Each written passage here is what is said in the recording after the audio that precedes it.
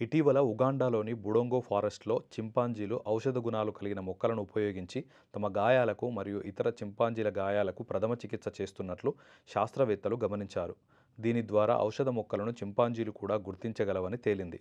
అంతేకాకుండా గాయాలను నయం చేసుకోవడానికి చింపాంజీలు వాడే మొక్కలనే స్థానికులు కూడా వాడుతున్నారు. ఆఫ్రికా ఖండంలోని ఉగాండా దేశం చింపాంజీలకు ప్రసిద్ధి చెందింది. బుడొంగో ఫారెస్ట్, కిబలే నేషనల్ పార్క్ వంటి ప్రాంతాల్లో చింపాంజీలు ప్రధానంగా ఉన్నాయి.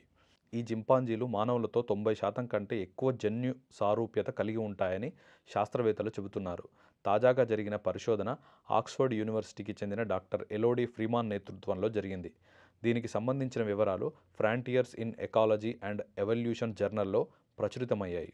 ఆక్స్ఫర్డ్ యూనివర్సిటీ శాస్త్రవేత్తలు మరియు స్థానిక బుడొంగో ఫారెస్ట్ బృందం కలిసి సోన్సో మరియు వైబిరా అనే 2 చింపాంజీలను 8 నెలల పాటు పరిశీలించారు.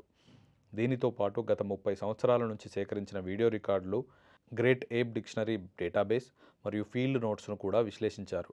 దీని ద్వారా చింపాంజీలు తమ గాయాలకు చికిత్స చేయడానికి వివిధ పద్ధతులను ఉపయోగించినట్లు తేలింది. చింపాంజీలు నిర్దిష్ట ఔషధ గుణాలు కలిగిన మొక్కలను ఎంచుకున్నాయి. గాయాలపై ఔషధ గుణాలున్న ఆకుల రసాన్ని పెట్టడం వంటివి చింపాంజీలు చేశాయి.